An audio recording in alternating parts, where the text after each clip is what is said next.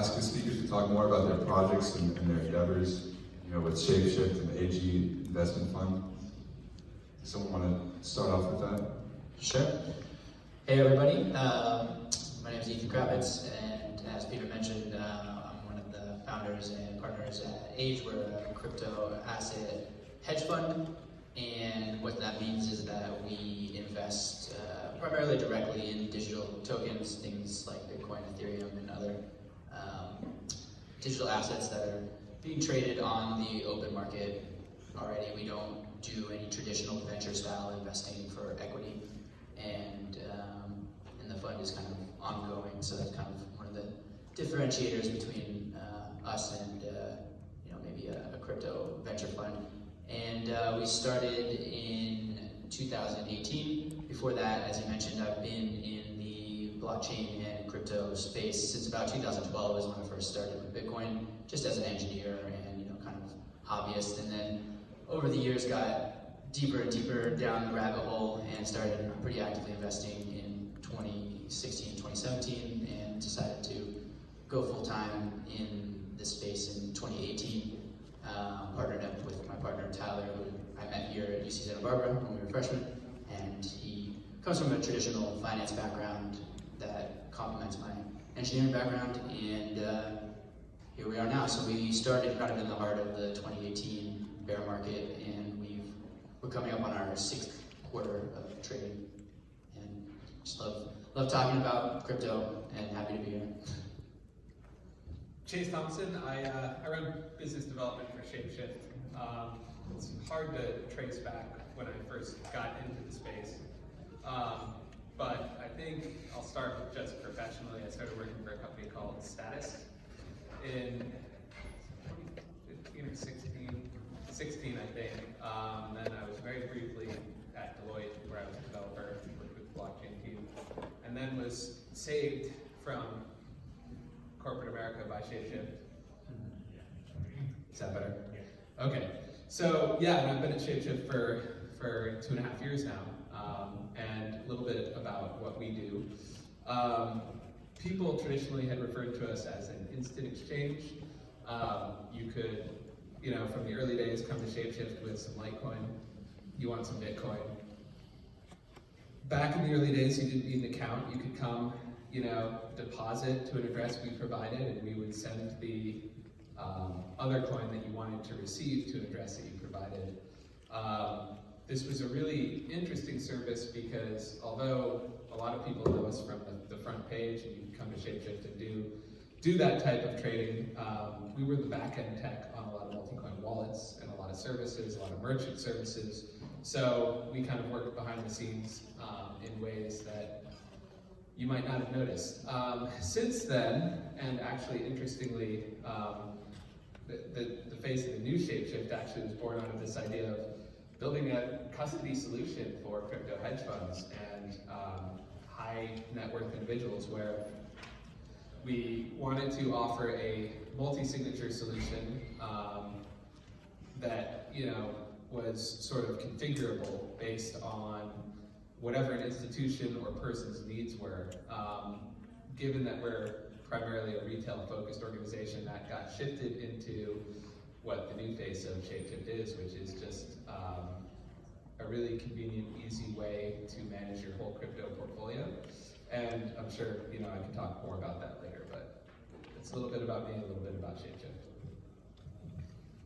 And so for both Chase and Ethan, where are your users' funds held?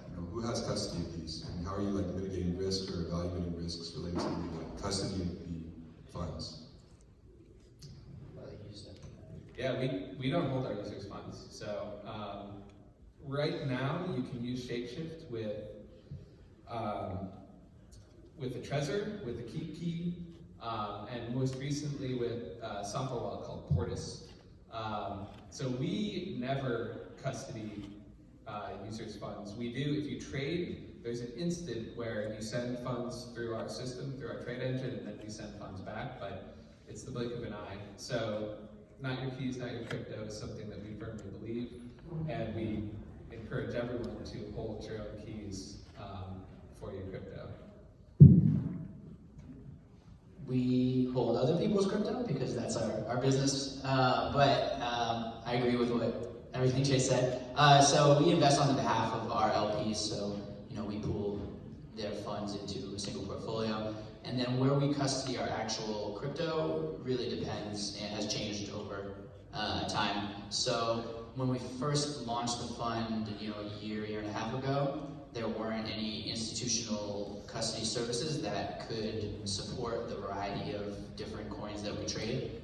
We have a pretty wide mandate, and so we can trade exotic things or things that just have come to the market that we think we are first mover on, or things like that. So, we don't constrain ourselves to only trading things that are supported by Coinbase or something like that. But with that said, as the space has matured, we now have a variety of options, and so we custody some of our coins in an institutional provider like Coinbase or BitGo, and then we have funds on exchange when we are actively trading them, and I'll circle back to that in a second.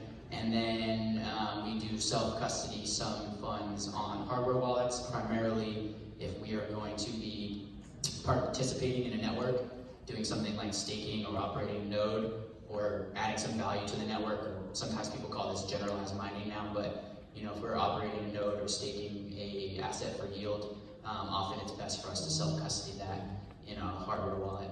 And then so when we are keeping our funds on exchange, which is something that there's always a risk to, that's where we're employing a range of best practices to ensure that they are as safe as possible. I have a long background in computer security and OPSEC, and so there's nothing that's 100% hacker-proof, including institutional custody solutions.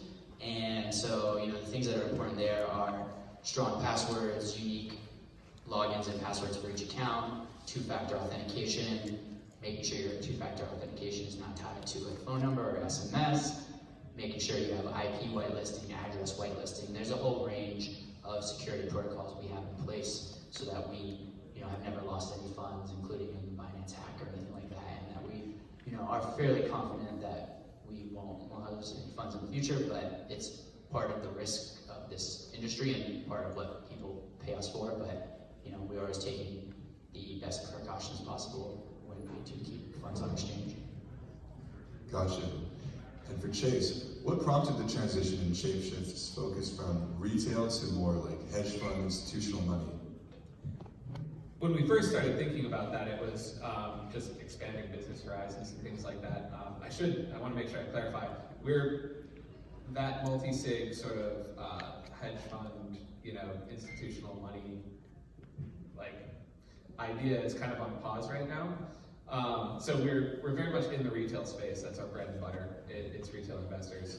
So the reason that we ended up putting that on pause is because there's not a great technical solution for things like multi-sig across several protocols. And what certain people are doing is they're using something called multi-auth, which is like a non-protocol layer way of doing that. And we could pursue something like that, but to be honest, I'm not sure that's, it's kind of a whole different can of worms, so. And what regulatory obstacles have you guys faced in your endeavors? Is there things that you wish that you could have done differently if not for certain government regulations, or have you even thought about perhaps operating outside of the US? I'm assuming both of you are operating from the US. No, it's a good question, and we both have different regulatory issues. So it has affected, so we have a US domiciled fund, a Delaware domiciled fund, and we also have an offshore domiciled fund for our offshore investors, and then we have an offshore subsidiary as well. We have had people that we could not do business with because we were either US based or because in some cases even our offshore entities are controlled by US control persons. So there are certain market opportunities that we do miss, and that's unfortunate. We, since the beginning of the fund, have always made sure to kind of grow and evolve our corporate structure and our legal structure to maximize our opportunity, and we've been pretty good about that. And we've changed that over time as we've gotten bigger and more sophisticated. And then there's certain things that you can also only do if you have enough money, which is another way that things often work in these markets. So certain organizations can interact with U.S. entities that meet a certain qualification called a eligible contract participant, which is getting into the weeds here. But yeah, so there's things that we can't do because we're U.S. based, and there's definitely opportunity being missed in the U.S. when it comes to this industry. But I think given our root as the traditional financial leaders of the world and our dominance in the kind of traditional Wall Street markets, I don't think our government is too keen to move quickly into this new space when they're pretty happy with the status quo.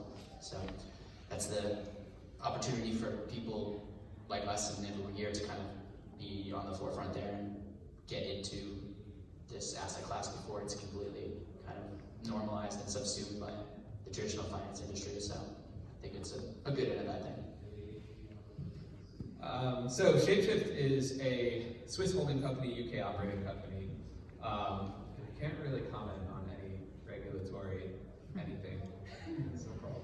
No comments on KYC? Sketchy. And so Ethan, I'm curious, hypothetically, if you could just move all of your customers and your business outside of the US, would you do so? And do you have a country in mind or some series of countries that would be particularly conducive to like a new crypto business or hedge fund? I don't know that I would. I think there's different reasons people move to different countries. One is like regulatory burden, which is a real issue, and then one is like taxes, which is separate. People move to Puerto Rico because of the tax benefits, and there was talk of a crypto hub starting there, but nothing really materialized. Malta was the next place that people thought was going to be the new center of crypto, and that's kind of already dead in the water. When it comes to a fund and fundraising, like so much of that comes from like your network, and so you just are best to be where you can be most successful. If I go over right now to try to raise money in Asia, it's not like my strong suit, so it's not going to be as good for me as someone who's very well connected there and has that network there, and that's something you just build over time. So I don't know if I would do it any differently. My partner and I were both living in California when we started the fund. It's where the majority of our LPs are. We're able to operate globally, really technology-wise. We're in great time, with distributed systems and communication. The hardest problem we have is like scheduling conference calls when we need to like get on the phone with somebody in Israel or Australia and like find time that works for everyone. But other than that, and like I said, there's some things we can't do as being US based, but really you can run these types of businesses from anywhere, which is great. And on the business building side, like venture and technology and protocols and stuff like that, I think those will congregate to certain areas that have the resources and have the favorable regulations as far as securities laws or the way these things are evaluated. We've seen some of that in Switzerland, some of that in various countries and states, but yeah, I think talent is still key and talent's king, so that's why traditional startup venture hasn't moved out of California, the regulatory and tax burdens are high. It's because that's where the talent is and wants to live. And then there's all sorts of talent globally in all sorts of parts of Asia and other parts of the world that that's where people want to meet the smartest people and build their best stuff, and that really trumps everything else. Interesting. And I just want to invite the audience, if anybody has any questions, they could form a line, I think, on the left aisle of the stage. And pose your questions to either of these gentlemen. And then on to the topic or the part of the panel, let's talk about maybe where the market is heading. Do you guys have theses for what we might expect, how the crypto markets might move, price action, how the ecosystem might evolve over the next 6 months or a couple of years? Up and to the right. Now, my personal belief is that, this is just such a huge transformational opportunity, that blockchain and cryptocurrency is a generational, or not generational, but like a once in a decade kind of step function improvement where you had, personal computers and you had broadband and then you had mobile phones, and we get these kind of things every 10 years, give or take. I believe that crypto and blockchain are that big, and I believe we're on our way to a multi-trillion-dollar asset class within the next 5 to 10 years. Hopefully sooner than later, but there's no crystal ball. And so the only prediction I would make is that over a long enough time frame, over a 10-year time frame, I think everyone who's investing in the space now is going to be extremely happy. Now, what happens, in the next 3 months or 6 months, I have to kind of put my aspirational biases aside because, the market has been very volatile. We have been neutral to short over the last couple of months, and that has worked well for us. We can't just always hope everything's going to just go up forever. So, yeah, I can't give any specific investment advice or any short-term predictions, but over the long term, I believe that this is a technology and an asset class that is just going to continue to grow significantly, and we're only in the first or second inning of it. Completely agree. I think I wouldn't put a time frame on this, but I think financial instruments in the future, 90+% are all going to be on blockchains. Really, the time question comes from regulators even more than the technologists and the engineers who are building these things. And if anyone wants to know why, we can talk about that later, but there's any number of reasons. Transparency, liquidity, you name it. A financial instrument is better on a blockchain than whatever we have right now. In terms of market predictions, and this might be slightly controversial. I think, the whole space is young, it's alpha tech. We haven't built anything that useful yet. That might sound pretty controversial. I'm still very bullish long term. I do think this is generational technology shift territory. But we can't pat ourselves on the back yet. Nothing's been won. We have a long way to go. It could be, I don't make price predictions, but I don't think we're going to see any significant price appreciation until we actually start to build more useful, more viable, more mainstream mass adoption products. And how do you guys decide or evaluate what projects are actually legitimate? Use whatever definition of legitimacy you want. And I'm also curious, how does ShapeShift decide which coins or projects or assets to support on its platform? Great question. So we take I believe, a very different approach from what a lot of other people do. You can't buy a listing on ShapeShift. There's no business deal, there's no handshake. Sometimes I wish there was. It'd be a great revenue stream if I could go do those types of deals, but but in reality, what we've decided to do, and probably, I have to say what I think is the right decision, is we make it entirely based upon business and volume and technical viability of the project itself. What are the underlying fundamentals? And there's a lot of things that go into this, but really it is a business decision around, is the asset itself trading, and what's the tech behind it.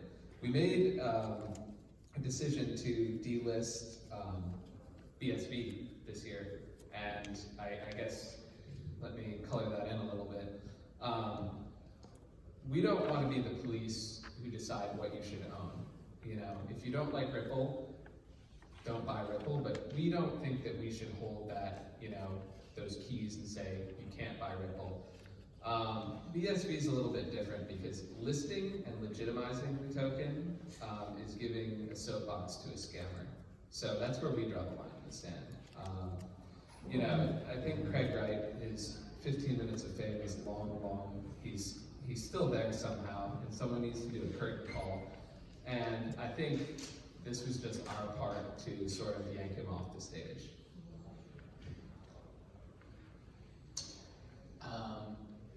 How do we evaluate projects? So we do a lot of diligence on the projects we invest in, which is rare for this space, even at the institutional level, believe it or not. We had a call this week with a project that we were looking to do investing in, and we got off the phone with them, and they said, wow, they were really great questions. No one ever asked us those. And we're like, really? That's not good. But my partner's background is in institutional equity research. He comes from a background of evaluating the disruptive technologies that are traded in the public markets, things like Tesla and IoT and solar and things like that. And I come from a venture startup background, and even though the dynamics of crypto are different in a lot of ways, based on the liquidity model and based on the fact that you are often having the opportunity to own directly into the protocol, which I think is just amazing and transformational, certain things don't change, and that is like backing good teams with good founders, making sure people have ethics, making sure people know how to manage their budget and their cash burn, making sure there's a demand and that they're solving a real problem, and then they're not just creating another protocol for protocol's sake, and they're not just like planning to dump all their tokens on the market. So I mean, we go pretty deep on projects, and we talk to the management team or the developer team, and they're not that hard to get a hold of. Most people are very willing and open to talk to us, and maybe willing and open to talk to individuals as well. They're really generous with their time, which is great. So we go through everything from how much you raised and what's your head count and what your burn and your runway to like, okay, what's the go-to-market strategy, and like how are you getting it out there? Is your customer a developer? Is your customer an end user? How is this thing going to gain its advantage and develop network effects, which are so important in distributed networks and protocols? So we go through all that, and then we also look at all the publicly available information. We are in a market where you have on-chain metrics where you can see hash rate if it's a proof of work, you can see transaction volume, you can see concentration of wealth among top holders, you can see all sorts of really fascinating stuff, as well as you can go and look at the code. They're open source. We can talk to a project where the head of marketing says, oh, we're going to release this in 3 weeks and there's going to be this big announcement, and then I go look at the GitHub and I'm like, there's no way this thing's going to be ready in 3 weeks. They've got 45 open tickets and this thing is not done. And so the level of transparency and information in crypto is very high. It's also overwhelming. There's a lot of noise. There's a lot of garbage. There's a lot of Twitter advice that you should ignore and all sorts of other things. So I think the key in evaluating investments that you're looking at is learning where all this information is, and then honing your sense for what's signal and what's noise. And over time, you'll find out what works for you, and go from there. But there's so much info out there, so if people aren't doing the work, it's because they're just choosing not to, not because they can't. And what has surprised you guys in the last couple of years about crypto price action and just the market ecosystem? Have there been any surprises? There's surprises every day. So I mean, again, I guess all the things I just said about how you should find all these really great projects and find the best of the best. It often is not correlated to the price action. So that's the first thing you have to I can't be up on a soapbox preaching these things and act like that I'm always right when it comes to us making money and not losing money, because things pump for no reason. Things are heavily based off of just market manipulation, or I'm not even going to call it market manipulation because that's a really vague term. But people buy stuff for no reason. People trade off of just news, rumors, etc. We're in a very early stage. He was saying, the products are still being built, the protocols are still crystallizing. We're all speculating on future value. That doesn't mean there's anything wrong with that. Everything can have a PE ratio or a future expected value of what it will become eventually, but it's the market can be very irrational. We have an announcement from the president of China moved Bitcoin 40% in one day, the biggest single day move in history, and it was all fluff, so, and then it comes back down. And so you have to be ready for anything, really, and just you start to just kind of get a sense for what other people are doing, and then you can kind of use that to inform your decisions. Yeah, I don't know if I have anything to add to that. It's just so much static these days. Like you said, you'll get how much strange China news, Bitcoin banned, Bitcoin's back, Bitcoin banned, Bitcoin's back. And it's funny that the market, what surprises me is the market still reacts to these sort of news stories. And then you'll get seemingly wonderful or seemingly terrible news and nothing happens. So I don't know. There's a lot of noise right now. But super early days, this stuff will stabilize. The asset class isn't going anywhere. So as it matures, you'll start to see more sensible action in the market, I think. Makes sense. So it seems like you both think that going forward, the market may be less volatile likely than it is currently. I'm curious, do you foresee these correlate, the Bitcoin market cap correlation with the total market cap correlation, let's say? Do you foresee that continuing? Do you see these correlations no longer existing? What about correlations between like subclasses of crypto? For example, privacy coins, smart contract coins. How do you see the market evolving?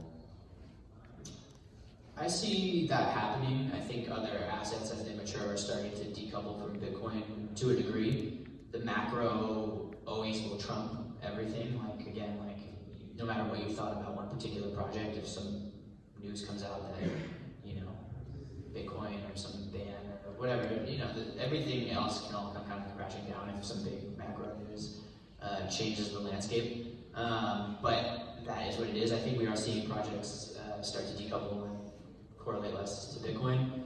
Within subclasses, I think that's just normal. You see that in the equities markets too. One tech company's positive news can move a lot of similar things in the sector, or pharmaceuticals or whatever it is. So we saw that with riots in Hong Kong. We saw the privacy coins kind of all moving up together, and smart contracts. I think we see less of that now than we did. We don't necessarily. I don't see much correlation between competing smart contract projects, but yeah, I think it's changing over time. I think you're seeing Ethereum mature into more of its own kind of place next to Bitcoin, and I think it'll happen over time. I also think we're gonna go through more periods of consolidation. A lot of the garbage from 2017 and early 2018 is gonna go away, and I think on the other side of this, whether it's a year, 2 years, 3 or 4 years from now, we're gonna have at most maybe 10 really strong protocols that everyone's focused on, and that's really all we need, because not everything needs a custom, bespoke, decentralized, censorship-resistant protocol if it doesn't really make sense. Yeah, we're definitely going through a growth phase and maturity phase, and then these projects will stand out more on their own price-wise. Did you want to answer that one, or did you? I'm not sure I have anything to add to that. I completely, unless there's a bespoke use case that is not covered on and cannot be covered by another layer, there probably should be a separate blockchain for it. I do think the smart contract platforms wars never happened and never will. I think you answered that pretty solidly. So Gotcha. And then earlier I invited some people for questions to the left of the aisle, and then I quickly forgot. Do we have some questions? Yeah, I have a question. What are your general thoughts on ICOs? And if your advice is not to steer clear, then what would you advise someone to look for to try to find a good one?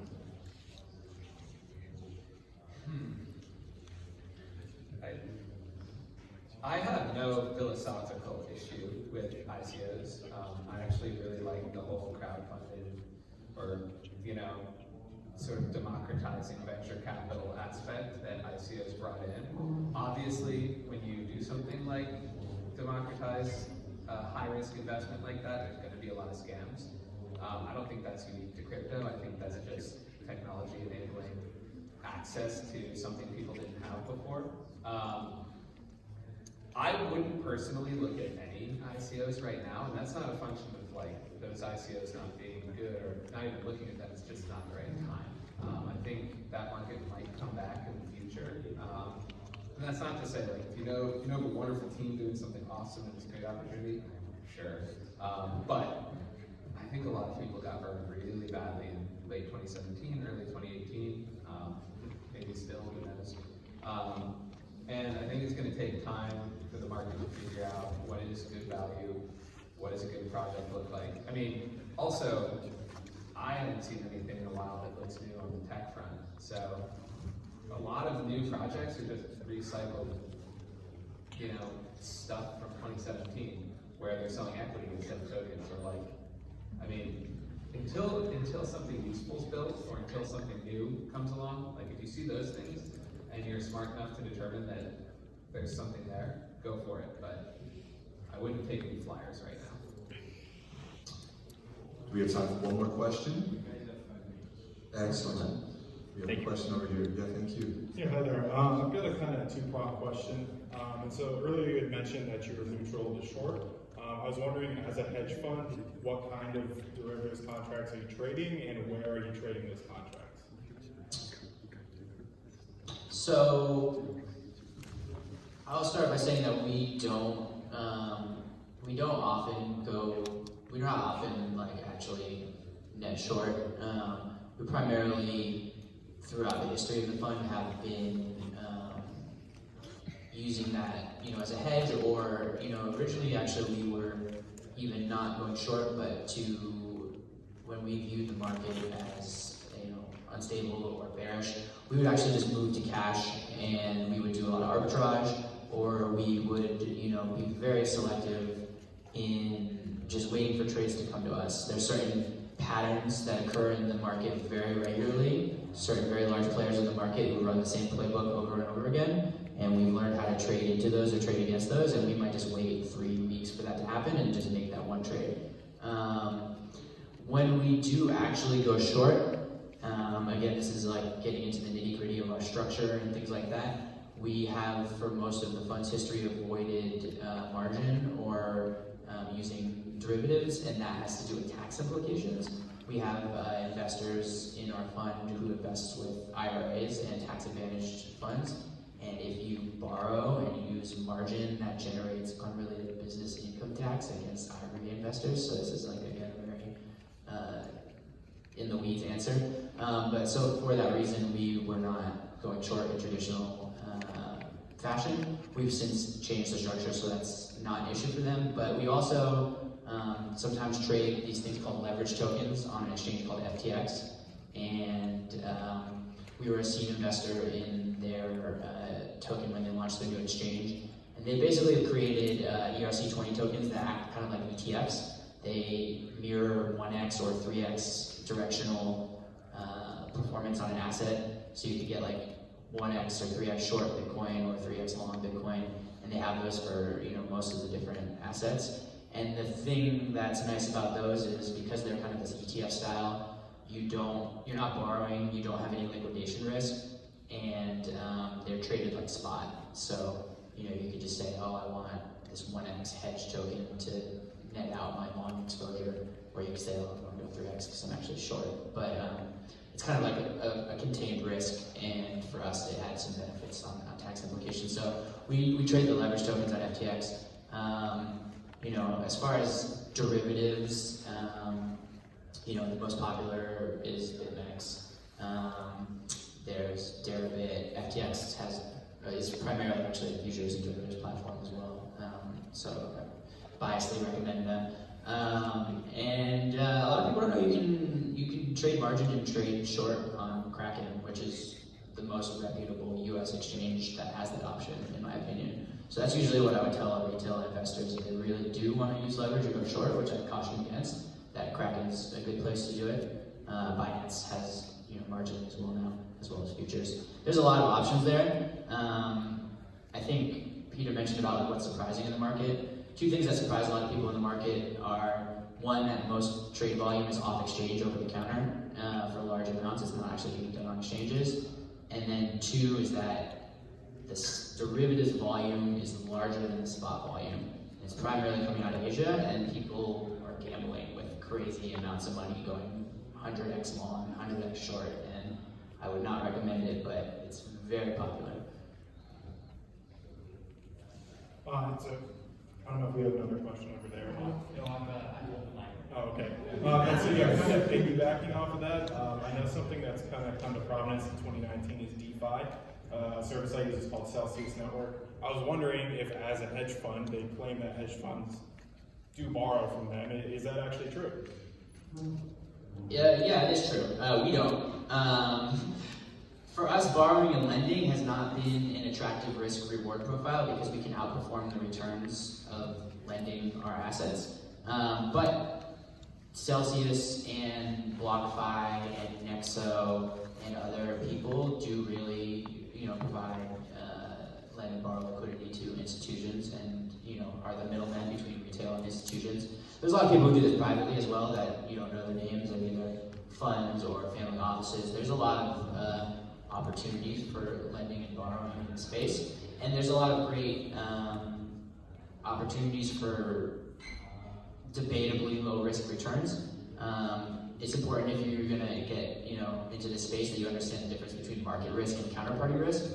So, counterparty risk is what ShapeShift specializes in, is that you don't have any when you trade on ShapeShift, which is awesome, and that's always what you want ideally, is no counterparty risk.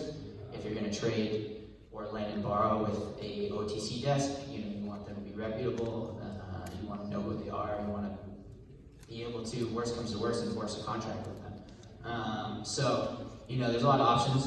And then DeFi is the idea again that you're not gonna have to worry about counterparty risk because we're gonna have a smart contract enforce the rules, and the hope is that since this borrowing is over collateralized, you don't have to worry because if the price moves south on the borrower, you're going to be able to liquidate that asset in time. Some of these platforms that are coming out now are letting people borrow against pretty illiquid coins, and so there is definitely a risk there that I don't know if they really make that clear to the users.